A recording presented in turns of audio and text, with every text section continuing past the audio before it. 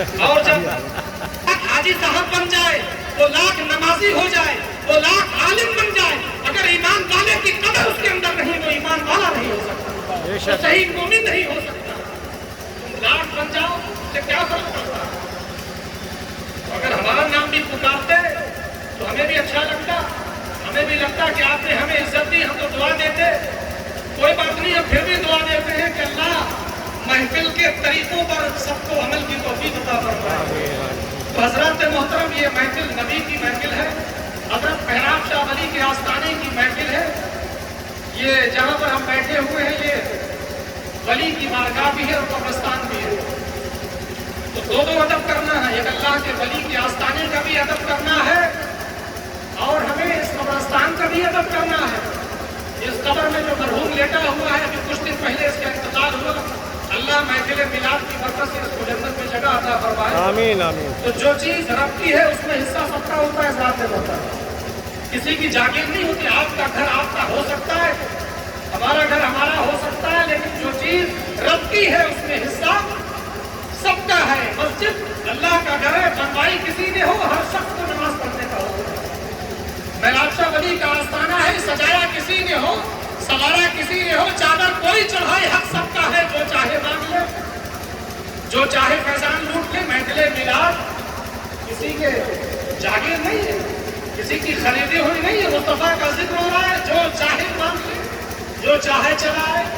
تو حضرات محترم، جو چیز رب کی ہے اس میں حصہ سب کا، کہ آسمان سے جب بارش گرتی ہے تو جہاں امیر کی بلڈنگ پر پڑتی ہے، غریب کے جھوپڑے پر بھی پانی برستا ہے۔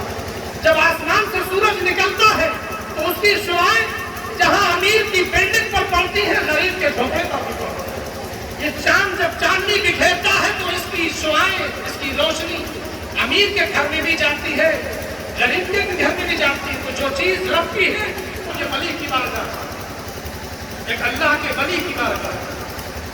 ولی کے معنی ہوتے ہیں دوست، ولی کے معنی ہوتے ہیں پیارا۔ ولی وہ ہوتا ہے جو اللہ کا قرب حاصل کیے ہو، اللہ کا قرب حاصل کیے ہو، اللہ تک پہنچ چکا ہو۔ حضرات محترم، تو ولی کون ہو سکتا؟ ولی وہ نہیں ہو سکتا آدمی سوچے کہ بحث کر کے آگے میں ولی ہو جاؤں۔ کوئی کہے میں تو بہت بڑا نمازی ہوں، بہت زیادہ عبادت کرنے والا ہوں، ولی ہو جاؤں۔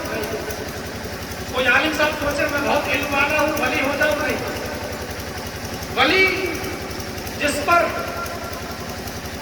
پروردگار عالم کی خاص نگاہ کرم ہوتی ہے اسی کو ولی بنایا جاتا ہے۔ درود شریف پڑھ لیجیے، صلاۃ و سلام علیک صلی اللہ علیہ وسلم۔ تو ولی کی بڑی شان ہے حضرات محترم۔ حضرت سیدنا موسیٰ علیہ السلام کے زمانے میں اچھا کوئی عالم یہ بھی نہیں کہہ سکتا کہ مجھے سارا علم آ گیا، اس لیے کہ قرآن نے کہا وفوق اور کل ذی علم علیم، ہر جاننے والے کے اوپر ایک جاننے والا ہے، ہر جاننے والے کے اوپر ایک جاننے والا ہے۔ ہم ہیں، ہم سے اوپر ہمارا استاد قابل، ان سے زیادہ وہ، ان سے زیادہ وہ، ایسے سلسلہ چلا جائے گا سرکار دو عالم کا۔ ان سے قابل کون؟ تو پروردگار عالم، اس سے قابل کون؟ کوئی نہیں۔ تو یہ ذات اللہ تک پہنچتی ہے، ہر جاننے والے کے اوپر ایک جاننے والا ہے، ہر علم والے کے اوپر ایک علم والا ہے۔ تو جاہل اور عالم میں بڑا فرق ہے۔ علم زندگی ہے، جہالت موت۔